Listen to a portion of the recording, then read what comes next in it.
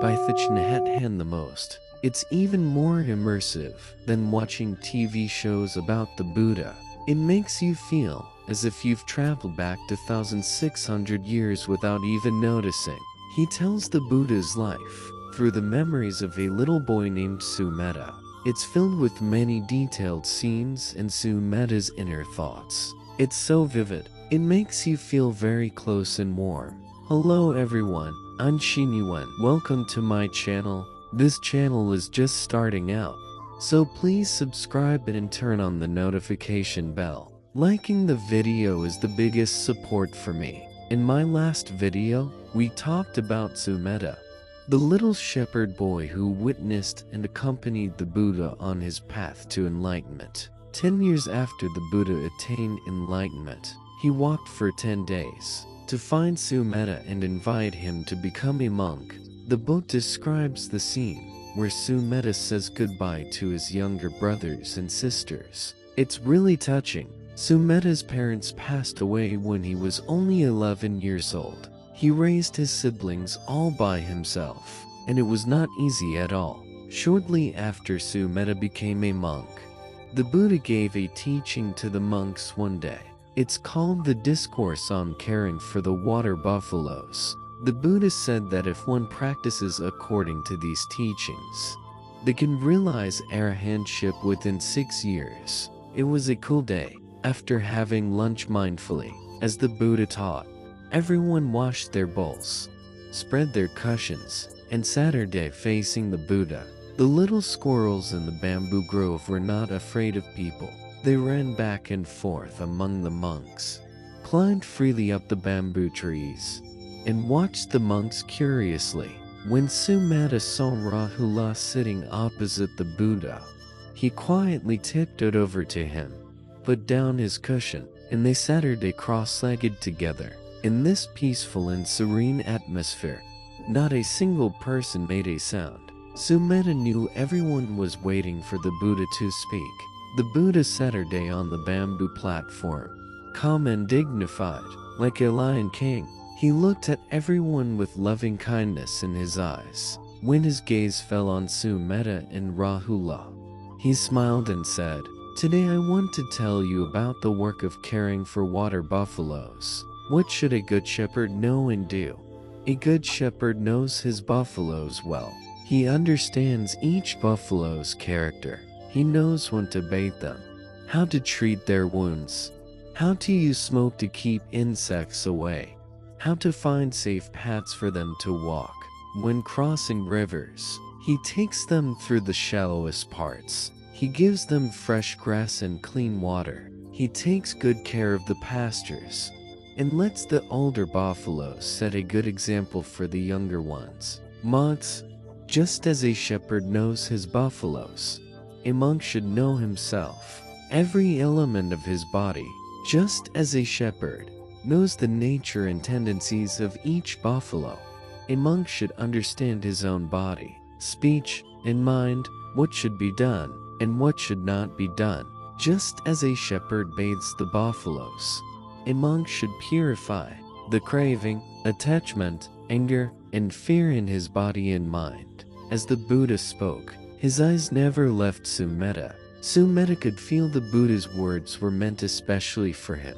He remembered that many years ago, when he Saturday beside the Buddha had asked him to describe in detail how he took care of the buffaloes. No wonder the prince, who grew up in the palace, knew everything about water buffaloes. Although the Buddha spoke softly, every word was clear and loud, so that everyone could hear every single syllable. Just as a shepherd tends to the wounds of his buffaloes, a monk should guard his 6 sense doors: eyes, ears, nose, tongue, body, and mind, so that they do not wander astray. Just as a shepherd makes fire to chase away mosquitoes for the buffaloes, each monk uses his own wisdom to help free others from physical and mental suffering. Just as a boy finds safe paths for his buffaloes, each monk avoids places that arouse desire for wealth, pleasure, fame, such as taverns and theaters. just as a boy loves and cares for his buffaloes. Each monk cherishes the peace of meditation, just as a boy takes his buffaloes across rivers at shallow, safe spots.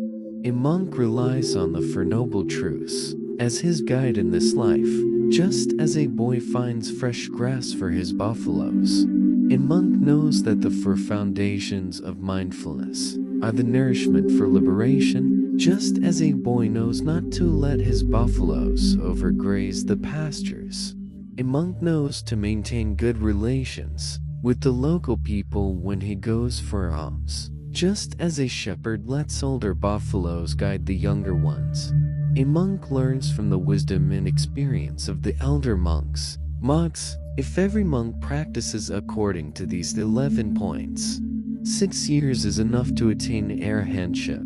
Sumedha listened with full attention. The Buddha not only remembered everything he had said years ago, but also applied every detail to the monk's practice. Even though he knew the Buddha was teaching all the monks, he also felt these words were especially for him. His eyes full of respect never left the Buddha's face. Everyone kept the Buddha's teachings deeply in their hearts. Of course, Sumedha did not yet understand terms like the 6 sense doors, the Four Noble Truths, and the 4 foundations of mindfulness, but he planned to ask Rahula about their meanings later. The Buddha knew Sumedha was just a shepherd boy, not highly educated, not like Shariputra, who was famous for his wisdom from childhood. So, he used Sumedha's own life experience to teach him the Dharma. Sumedha understood most of what the Buddha said. The Buddha continued about choosing safe paths for the buffaloes. If the path is full of thorns, the buffaloes can easily get hurt. If a shepherd does not know how to treat their wounds, the buffaloes may fall or die. It is the same with practice. If a monk does not find the right way to practice, his body and mind will be harmed. The poisons of greed and hatred will infect his wounds and create obstacles on his path to awakening. The Buddha paused. He gestured for Sumedha to stand beside him. Sumedha stood with palms together. The Buddha smiled and introduced him to everyone. 10 years ago, before I attained enlightenment, I met Sumedha in the forest near Gaya. He was only 11 years old. He collected kusha grass for me to make the cushion under the Bodhi tree. I learned so much about water buffaloes from him. I know he was a wonderful shepherd, and I know he will be an excellent monk. Everyone's eyes turned to Sumedha. He blushed. Everyone placed their palms together and bowed to him, and he bowed back.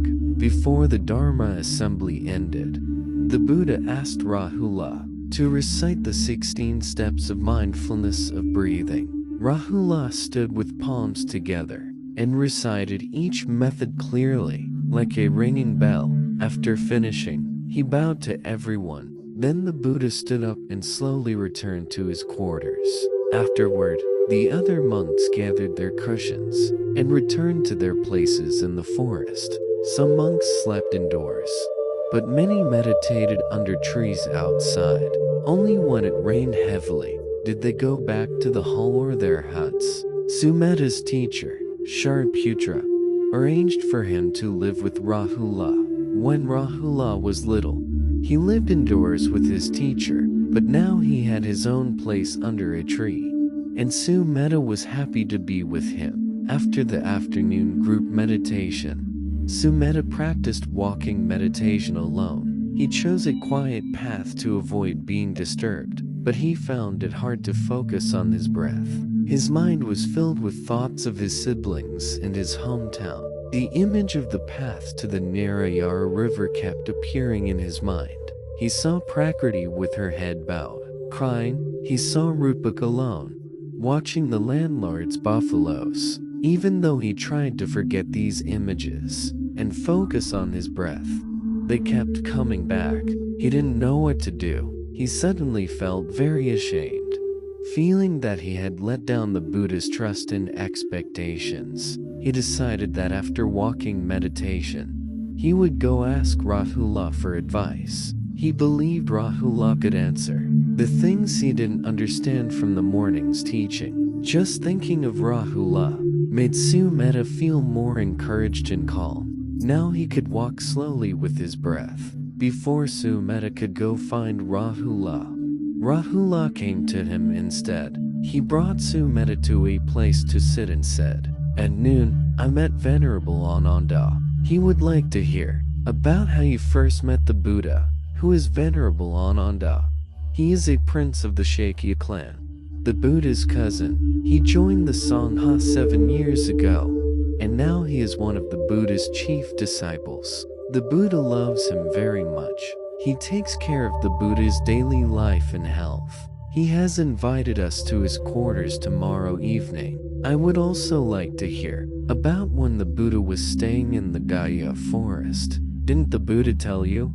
Yes, but not in great detail. You must have more to tell me. Actually, not much, but I will tell you everything I remember. Rahula, please tell me what Venerable Ananda is like. I'm a little nervous. Don't worry, he is very kind and gentle. When I told him about you and your family, he was very happy. Let's meet here tomorrow morning and go out for alms together. Okay. Now I have to wash my robe, so I can wear it tomorrow. As Rahula was about to leave, Sumedha gently pulled his robe and asked, "Can you stay a little longer? I have some more questions for you."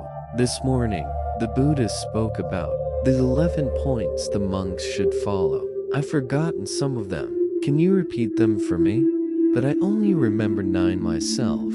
Don't worry, we can ask Ananda tomorrow. Are you sure Venerable Ananda will remember all of them? Unsure. Even if there were 110 points, Ananda would remember them perfectly. You may not know this, but Ananda's memory is praised by everyone. His memory is amazing. He can repeat everything the Buddha has said, without a single mistake. Everyone here says he is the foremost disciple in hearing the Dharma. So whenever anyone forgets what the Buddha taught, they go to Ananda.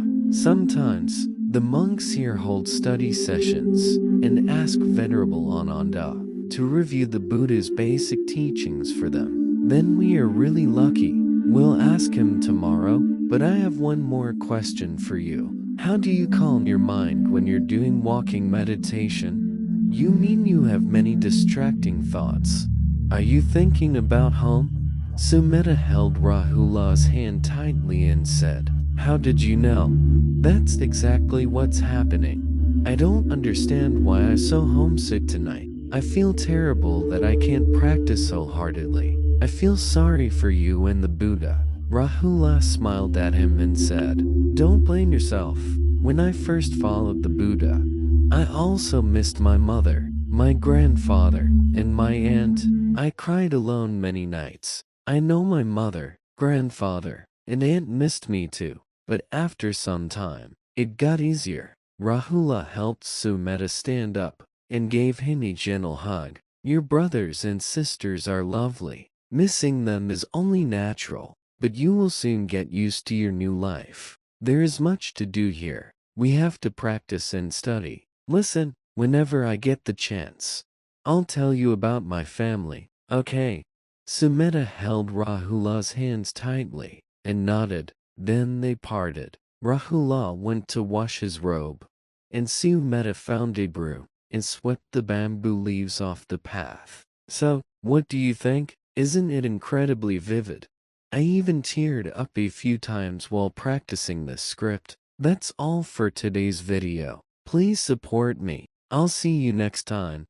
本音频由魔音工坊 AI 生成，